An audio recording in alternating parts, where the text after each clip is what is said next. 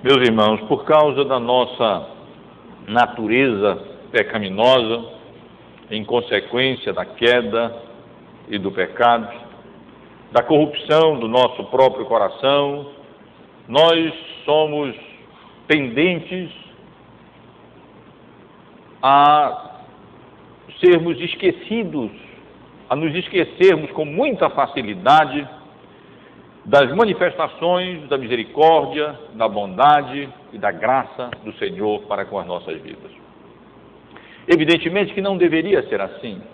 Nós deveríamos sempre ter um coração grato a Deus, sempre nos recordando das nossas lutas de outrora, das nossas tribulações de outrora, do nosso estado de outrora, para que, com a graça de Deus, pudéssemos expressar uma gratidão maior a Ele pelas manifestações da sua graça, do seu amor e da sua misericórdia para com a nossa vida. Tanto no que diz respeito às coisas, às bênçãos espirituais, como também no que diz respeito às bênçãos materiais que Deus nos concede, nós somos frequentemente culpados desse pecado. Eu costumo, muitas vezes chegando em casa ou saindo de casa, de carro para vir para a igreja, voltar para a igreja, lembrar a minha esposa, meus filhos, das vezes em que no passado, muitos anos atrás, não tínhamos carro e com a Caris pequenina, ainda às vezes ainda andando ali um pouquinho, a Laizinha de colo e o Paulinho muitas vezes carregando, tinha preguiça de andar. Nós pegávamos chuva debaixo de buracos, andando ali por cima daqueles buracos, numa época em que o local onde moramos parecia mais longe do que hoje parece.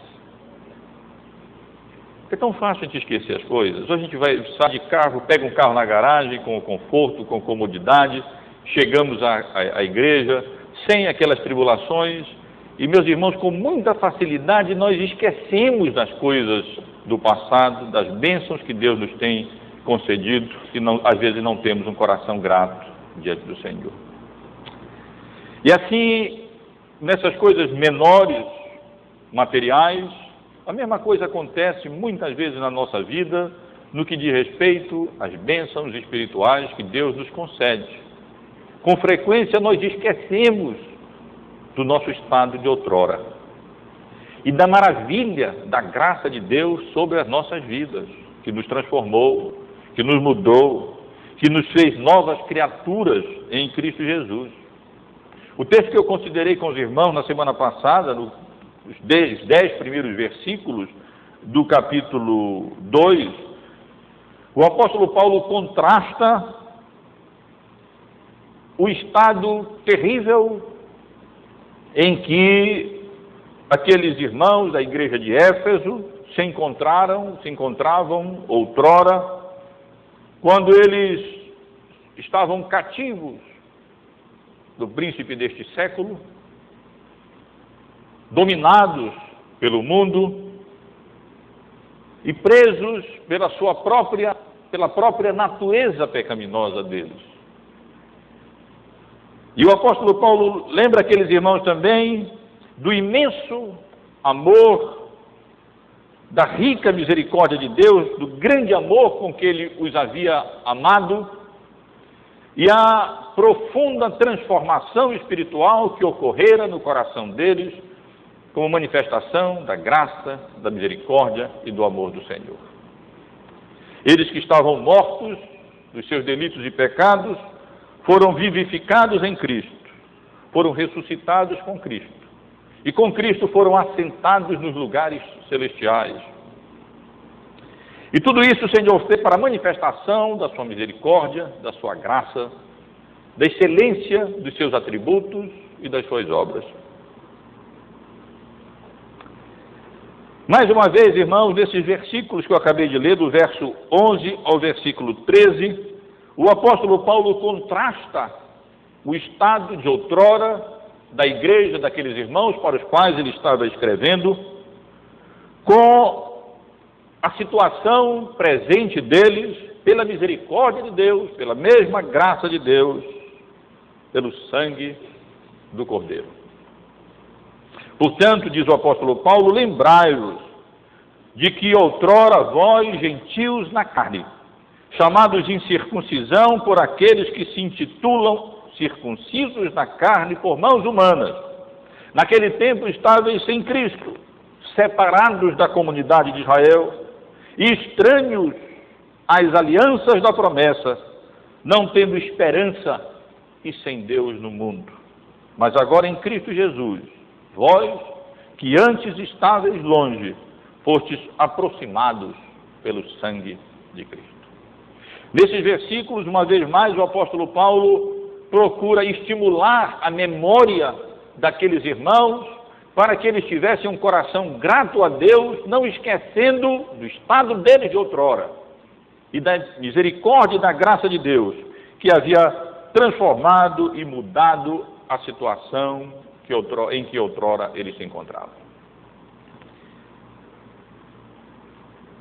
Se nos primeiros 10 versículos do capítulo, o apóstolo Paulo contrasta a situação da igreja, daqueles irmãos da igreja de Éfeso, de outrora, com a situação presente, chamando a atenção para o estado de morte espiritual em que eles se encontravam e a tremenda obra de vivificação espiritual da qual eles foram alvo pela misericórdia e pela graça de Deus e poder do Espírito Santo.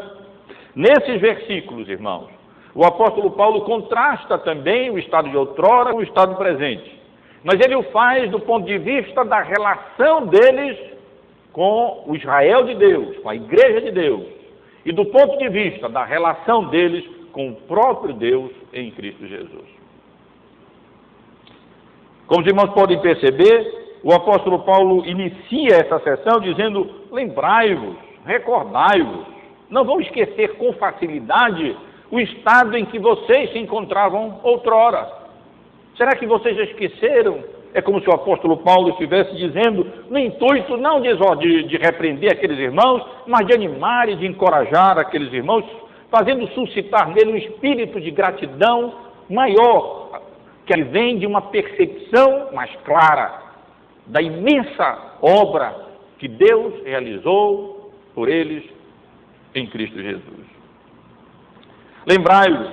Lembrai-vos de que outrora vocês, falando aos crentes de Éfeso, gentios por natureza, gentios na carne, até certo, muitas vezes, frequentemente mesmo, ridicularizados pelos judeus, que nem, na maioria das vezes, tinham o coração circuncidado, mas tinham apenas a carne circuncidada, e eles soberbamente se orgulhando naqueles privilégios externos que Deus havia concedido a eles, ridicularizavam a situação dos judeus, os incircuncisos, aqueles que são da incircuncisão.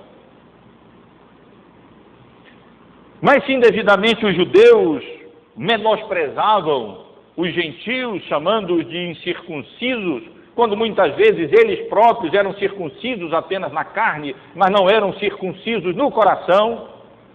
É verdade, irmãos, que aquela marca externa da incircuncisão, ou a falta daquela marca externa, daquele sinal da circuncisão, indicava a desventura daqueles que não eram contados como membros da Igreja de Cristo na antiga dispensação, aqueles que não são contados como membros da Igreja de Cristo na nova dispensação. Naquele tempo, diz o apóstolo Paulo, estáveis sem Cristo, separados da comunidade de Israel e estranhos às alianças da promessa, não tendo esperança e sem Deus no mundo. Estes são os fatos que o apóstolo Paulo traz à mente daqueles irmãos da igreja de Éfeso acerca do estado terrível no qual eles se encontravam outrora. Estado esse indicado pela falta do sinal da circuncisão. Estavam sem Cristo. Não tinham parte na obra que Cristo realizou por nós na cruz do Calvário, ainda. Eles não haviam ainda sido alcançados pela misericórdia, pelo favor de Deus. O coração deles ainda não havia sido convencido da iniquidade, não havia sido convencido do pecado, não havia sido ainda eficazmente chamado para a salvação, não havia ainda sido a mente deles iluminada para discernirem e compreenderem a glória de Deus na face do Cordeiro.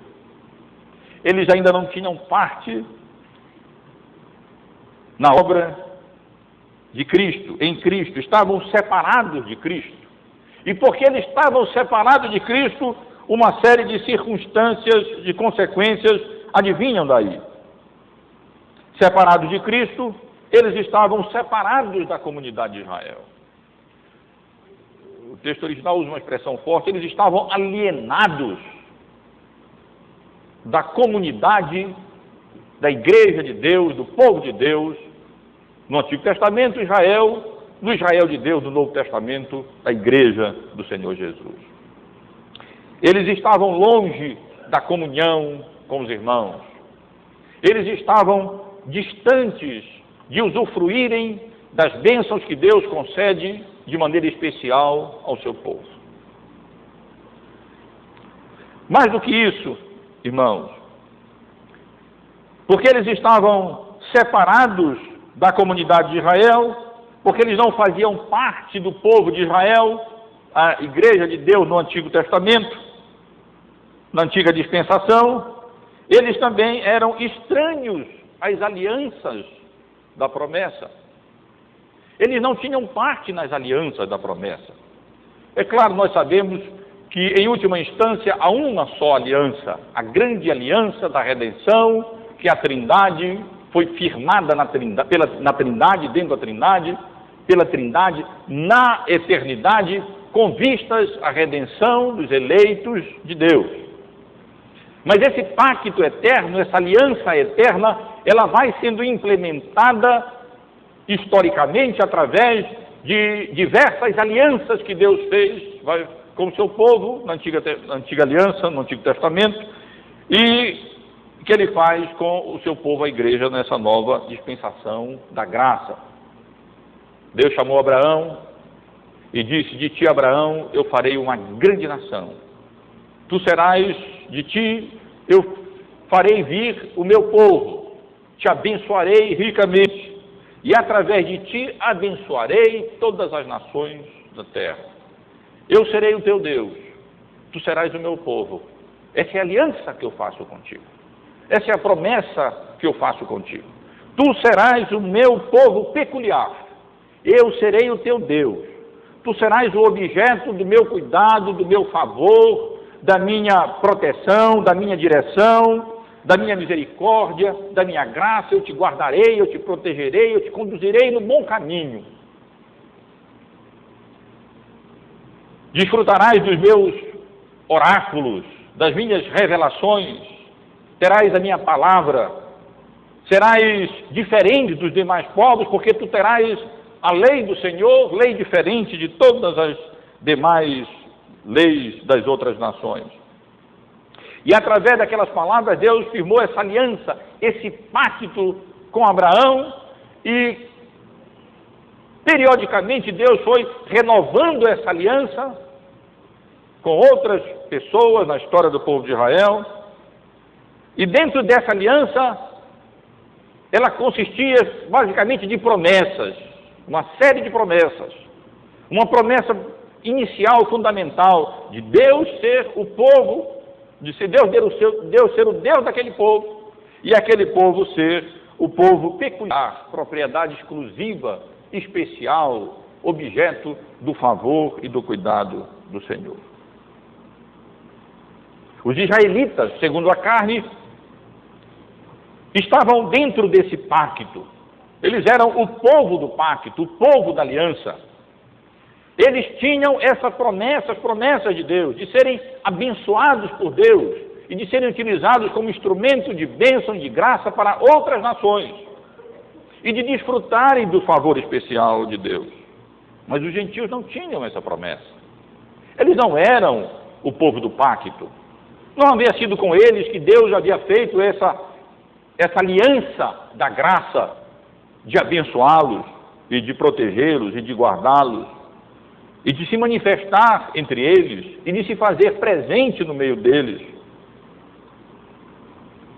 Eles não desfrutavam desse privilégio, irmãos, inusitado, precioso, de fazerem parte da aliança, de desfrutarem das promessas do Senhor.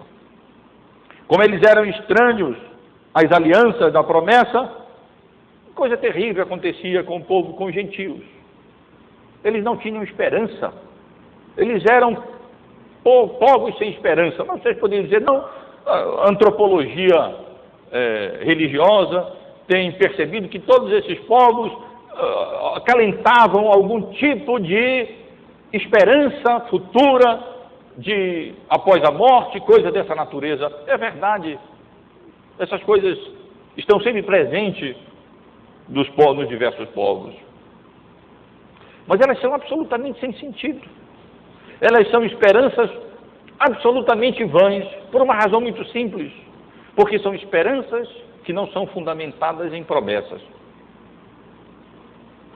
As esperanças só são sólidas e concretas e só têm valor quando elas são fundamentadas em promessas, nas promessas do pacto da graça. E como aqueles povos não estavam dentro da aliança, eles não eram membros do povo, da comunidade da graça, do pacto da aliança de Deus, eles não tinham essas promessas, eles também não tinham esperança sólida. Eles não tinham esperança de vida eterna, eles não tinham esperança concreta de salvação, viviam essa vida aqui sem nenhuma esperança que tivesse fundamento no que diz respeito ao estado eterno da alma deles.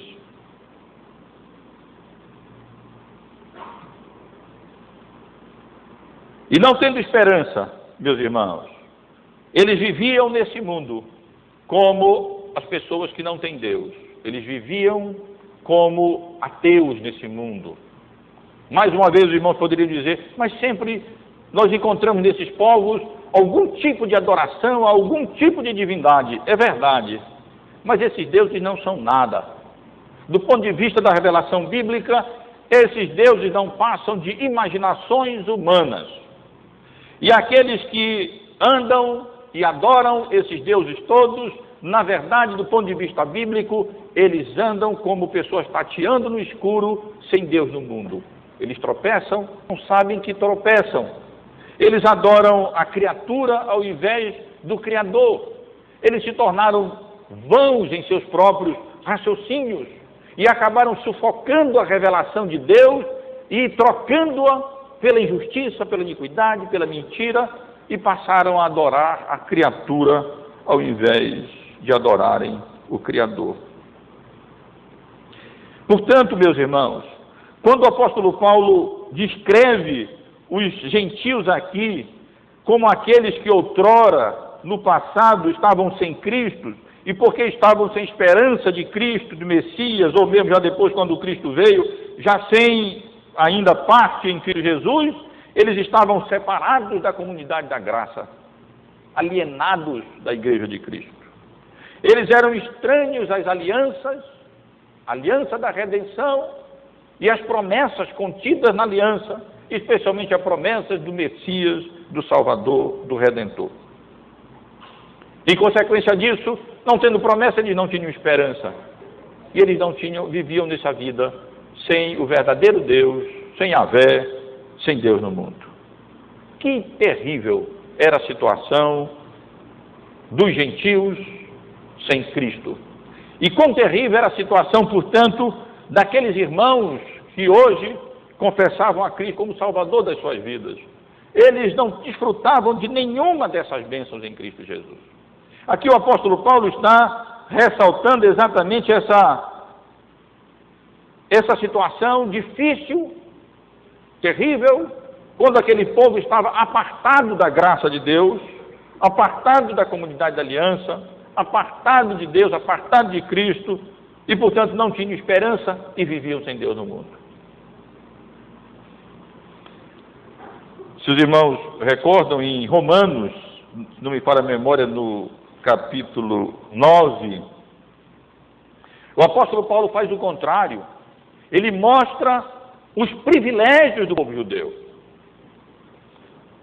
do povo de Israel, dizendo: digo a verdade em Cristo, logo no início do capítulo 9 de Romanos, não minto, testemunhando comigo no Espírito Santo a minha própria consciência, que tenho grande tristeza e incessante dor no coração, porque eu mesmo desejaria ser anátema, separado de Cristo, por amor aos meus irmãos, meus compatriotas, segundo a carne. São israelitas, pertencem-lhes à adoção, e também a glória, as alianças, a legislação, o culto e as promessas. Deles são os patriarcas, também deles descende o Cristo, segundo a carne, o qual é sobre todos, Deus bendito para todo o sempre. Amém. Que privilégios o povo de Israel desfrutava, e que desventura era para as demais nações não compartilharem em desfrutar esses privilégios que o povo de Israel desfrutava. Meus irmãos, aquilo que é dito aqui, mais especificamente acerca dos privilégios do povo de Israel e das desventuras daqueles povos que não compartilhavam desses privilégios, se aplica na dispensação da graça à igreja do nosso Senhor e Salvador Jesus Cristo, ao Israel de Deus na dispensação da graça. Que bênçãos desfrutam aqueles que são membros da igreja verdadeira do nosso Senhor Jesus Cristo, que são contados, que têm a Cristo, mais do que têm a Cristo, que estão unidos a Cristo na sua morte, na sua ressurreição e na sua glorificação. Aqueles que estão em comunhão com a igreja do Senhor Jesus, aqueles que fazem parte da comunidade da graça, do povo do pacto, para quem foram feitas as promessas gloriosas e preciosas que nós encontramos nas Escrituras. A estes, porque têm essas promessas, eles não são como aqueles que vivem sem esperança, eles não se entristecem como aqueles que não têm esperança. Eles vivem essa vida na certeza, na convicção de que essas promessas hão de ser cumpridas. E a salvação deles há de ser consumada quando o Senhor Jesus retornar em glória.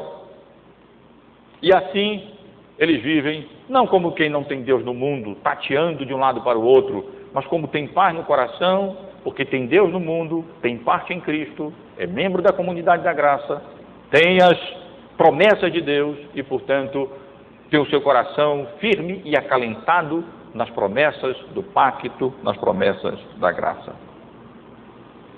Mas, meus irmãos, nem sempre foi assim. E nós devemos recordar, trazer à nossa própria memória, que tais nós fomos outrora também, como aqueles gentios. Nós não fazíamos parte disso. Nós não desfrutávamos desse privilégio que a igreja de Cristo desfruta. Nós não tínhamos a Cristo. Nós não tínhamos a Deus. Nós vivíamos como quem não tem Deus nesse mundo. Nós éramos estranhos à comunidade da graça. Nós não tínhamos as promessas que nos confortam e nos acalentam o coração. Nós não desfrutávamos das esperanças do Evangelho, que são as âncoras da nossa alma. Mas, meus queridos irmãos, há uma semelhança entre a primeira sessão, do capítulo 2 até o verso 10, e essa segunda sessão que eu estou lendo com os irmãos. Uma pequenina palavra, e mesma palavra, que faz toda a diferença do mundo, que produz toda a mudança do mundo. No versículo 4, nós encontramos no texto anterior, mais Deus. Agora nós encontramos aqui no versículo 13, mais agora em Cristo. Na primeira sessão, o povo da igreja de Éfeso, aqueles irmãos, eram lembrados que antes da conversão deles, antes de estarem em Cristo, eles andavam segundo as inclinações da carne, fazendo a vontade da carne e dos pensamentos. Eram, por natureza, filhos da ira.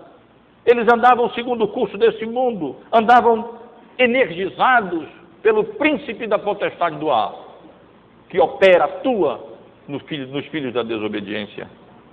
E não poderiam fazer nada para mudar aquele estado terrível da natureza pecaminosa do coração deles. Mas aquilo que eles não puderam fazer, Deus pode fazer. Mas Deus, pela sua misericórdia e pela sua graça infinita, para a manifestação da excelência do seu atributo, da sua graça, rico em misericórdia, no seu grande amor, Ele os vivificou, os regenerou, os ressuscitou juntamente com Cristo e os fez assentar nos lugares celestiais em Cristo Jesus.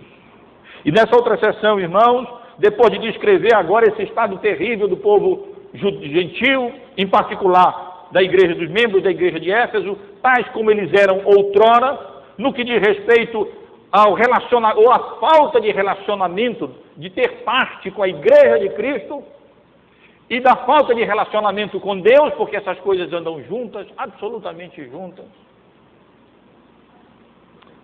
Novamente, a palavrinha mágica, essa surge aqui no versículo 13. Mas agora. Outrora era assim, mas agora é diferente. Mas agora, em Cristo Jesus, vós que antes estáveis longe, fostes aproximados pelo sangue de Cristo. O povo de Israel era descrito muitas vezes no Antigo Testamento como aqueles que estavam longe, os de longe. E o povo de Israel era descrito como aqueles de perto. E essa maneira de identificar esses dois povos distintos ocorria especialmente em referência à presença de Deus no tabernáculo e depois no templo, no santuário. O povo de Israel vivia junto de Deus, porque eles tinham o lugar de habitação de Deus no meio deles, entre eles. Os gentios não, eles eram de longe de Deus, eles viviam longe de Deus, eles não estavam próximos à presença de Deus. Antigamente, quando um gentio se convertia, se tornava um prosélito do judaísmo, os judeus antigos costumavam dizer que eles foram aproximados. Era um termo técnico para se referir à mudança deles, ao proselitismo deles, à conversão deles ao judaísmo. Mesmo aqui na carta aos Efésios, quando, por ocasião do derramamento, mesmo aqui no Novo Testamento, quando, por ocasião do derramamento do Espírito Santo, em Atos, no capítulo 2, quando o apóstolo Pedro é perguntado acerca do que aquelas pessoas deveriam fazer, os judeus que estavam ali ouvindo a pregação do apóstolo Pedro, no versículo 39 do capítulo 2, ele diz: pois para vós outros é a promessa, para os vossos filhos e para todos os que ainda estão longe, isto é, para todos quantos o Senhor nosso Deus chamar. E o apóstolo Pedro aqui está fazendo uso exatamente de uma terminologia que caracterizava os gentios na época. Os gentios eram aqueles que estavam longe. E quando eles se convertiam ao Senhor, eles eram tornados pertos, eles eram aproximados do povo de Israel e eram aproximados de Deus. E o apóstolo Paulo está dizendo aqui, ressaltando esse contraste, que embora outrora eles fossem caracterizados como aquele povo longe de Deus, distante de Deus, no contexto aqui, distante das alianças, da promessa, sem esperança, sem Cristo, sem Deus no mundo, pela misericórdia e pela graça de Deus. Agora, em Cristo Jesus, eles que estavam longe haviam sido aproximados pelo sangue de Cristo. Eles que não eram povo, haviam se tornado povo. Eles que não eram contados entre aqueles que eram membros da comunidade da graça, agora foram contados como membros da comunidade da graça. Eles que não desfrutavam das promessas de Deus, agora desfrutavam daquelas promessas de Deus. Eles que não tinham esperança e viviam como pessoas sem Deus no mundo, agora eles tinham firmemente lançado a sua esperança em Cristo, na obra que Ele realizou por eles na cruz, e viviam como povo de Deus nesse mundo. E o meio, meus irmãos, o instrumento que tornou tudo isso possível é apresentado aqui como o sangue de Cristo. Foi pelo sangue de Cristo que aqueles que estavam longe foram aproximados. Foi pelo sangue de Cristo derramado na cruz do Calvário de maneira expiatória que aqueles que não desfrutavam das promessas, nem eram membros da comunidade da graça, passaram a desfrutar das promessas e se tornaram membros da comunidade da graça. Porque Cristo derramou seu sangue por eles na cruz do Calvário, como eleitos de Deus. Expiou a culpa do pecado deles. Os fez novas criaturas em Cristo Jesus. E uma vez que essa obra, que eles tomaram parte nessa obra, pela operação do Espírito Santo através da pregação da palavra de Deus, da qual o apóstolo Paulo era mensageiro e embaixador mesmo de Deus, especialmente para os gentios. Eles haviam sido aproximados tanto da comunidade da graça como do Deus da comunidade da graça. E eu digo aos irmãos que essas coisas acontecem juntas, e elas acontecem assim, à medida que gentios e judeus se aproximam de Deus. Os irmãos podem imaginar um triângulo, aqui nos dois vértices, gentios, judeus, em cima Deus, o Senhor Deus.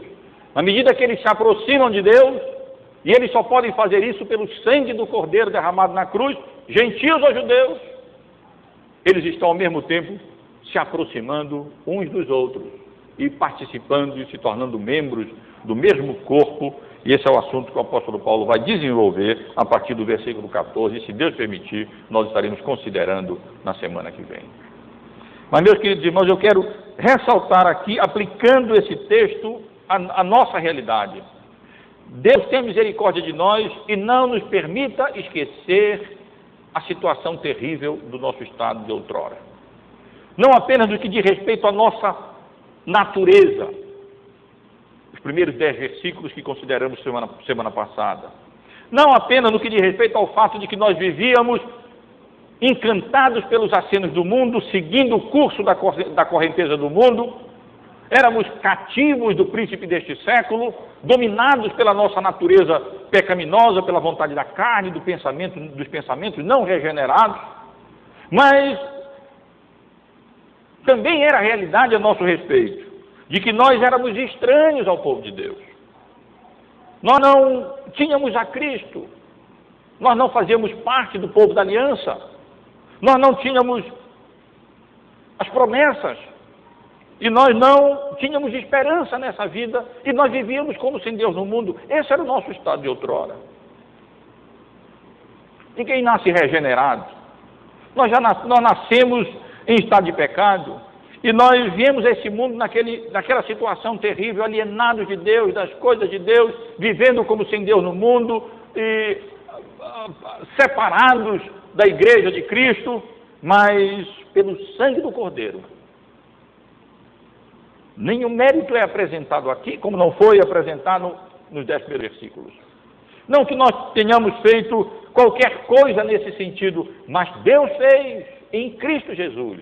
Ele enviou o seu Filho para vir a esse mundo com a nossa natureza humana e viver vida obediente até a morte de cruz, e ali derramar o seu sangue em nosso lugar e purificar os nossos pecados e nos reconciliar com Deus, e assim fazendo nos introduzir no meio do seu povo e nos tornar membros da comunidade da aliança, da comunidade do pacto, e desfrutando das esperanças que as promessas de Deus nos dão na sua palavra. Irmão, nós não devemos esquecer essa nossa realidade terrível de outrora, para que com a graça de Deus nós possamos dar mais valor aos privilégios que Deus nos tem concedido no presente. Outrora afastados, agora perto. Outrora alienados da igreja de Cristo, agora membros da igreja do Senhor Jesus. Outrora vivendo sem Deus no mundo, agora não, vivendo adorando a Deus, cultuando a Deus e sendo objeto do seu favor, da sua misericórdia, da sua graça. Outrora sem esperança nenhuma, mas agora não, agora com firme esperança, a âncora da nossa alma, a convicção de que as promessas de Deus em Cristo são verdadeiras e que Ele vai cumpri-las para o nosso próprio bem e para o louvor, para a honra e para a glória do seu nome. Tudo isso nós temos em Cristo Jesus. E o apóstolo Paulo escreve essas coisas, irmãos. Relembra aqueles irmãos dessas coisas, dessa maravilhosa transformação que Deus realizou através do sangue de Cristo derramado na cruz do Calvário, através da qual eles que eram estranhos e alienados foram feitos povo e foram aproximados de Deus e do seu povo, pelo sangue do Cordeiro, para suscitar neles um coração, um sentimento de gratidão no coração, para que eles, discernindo melhor e tendo em mente, de maneira mais clara, a situação terrível em que eles se encontravam, tanto no que diz respeito ao estado interior, como no que diz respeito aos relacionamentos com o povo de Deus, propriedade exclusiva, povo peculiar de Deus, e com o próprio Deus da aliança, eles pudessem agora, aquilatando melhor os privilégios que eles desfrutavam, nesse contraste entre o presente e o passado, eles pudessem expressar maior gratidão no coração pela obra da graça, da misericórdia de Deus em enviar o seu Filho para morrer por nós na cruz do Calvário, e para que pudéssemos ser assim feitos povo de Deus, inseridos na comunidade da graça e nos tornássemos coparticipantes da esperança de Israel. Assim éramos nós, sem Deus no mundo, meus irmãos, e pela misericórdia de Deus somente, pela graça de Deus somente, pelo sangue de Cristo derramado na cruz do Calvário, nós que não tínhamos parte nessas bênçãos, sem mérito nenhum nosso, passamos a ter. Que éramos estranhos, agora não somos mais. Que vivíamos alienados de Deus, agora desfrutamos da comunhão com Deus. Que não tínhamos a Cristo como Salvador, hoje temos a Cristo como Salvador. E que não tínhamos esperança nessa vida e nesse mundo. Hoje, pela misericórdia de Deus, pela graça de Deus e pelo sangue de Cristo derramado na cruz, nós temos uma firme esperança em Cristo Jesus. E à luz dessa esperança, nós vivemos aqui nessa vida. Que Deus nos dê também um coração grato diante dessas manifestações da misericórdia e da graça de Deus que transformaram não apenas o nosso estado, mas nos aproximaram nessa relação com o povo de Deus e com o próprio Deus. E desfrutamos agora das bênçãos que o Senhor nos tem concedido nas promessas da aliança. Que o Senhor nos abençoe e suscite, irmãos, em nós esse coração grato e temente ao Senhor por termos sido objeto do seu favor, da sua misericórdia e da sua graça. Vamos ficar em pé. Eu peço ao